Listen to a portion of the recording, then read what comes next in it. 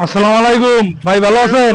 আছি ভালো। কি খবর, কেমন আছো? জি ভাই, আপনারা তো অনেকদিন পরে দেখলাম। হ্যাঁ। এলাকায় থাকেন না? না, আমি বাইরে বাইরে থাকি। আপনার তো বয়স অনেক হয়ে গেছে গা, হ্যাঁ চুলও তো অনেক পাইকে গেছে গা। হ্যাঁ। তো কি বিয়ে শাদী করবেন না? আর রাজু দেখো, বিয়া শাদি তো অবশ্যই করবো।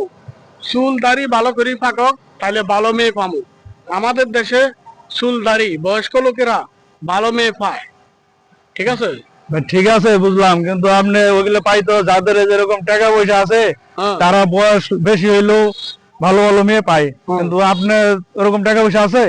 না, ওরকম টাকা পয়সা পেয়ে পাবো আমি। তাহলে ভাই খুব তাড়াতাড়ি বিয়ে শাদীটা করে ফেলেন।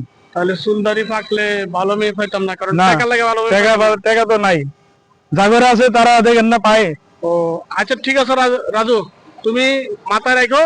জি। আমি 2030 সালের মধ্যে বিয়ার কাজটা শেষ করে এলাম। তোমার দাওয়াত রইলো। তাও তো বেশি দূরে জায়গা। 2030 সালের মধ্যে শেষ, তোমার দাওয়াত রইলো। আচ্ছা ঠিক আছে, আসসালামু আলাইকুম।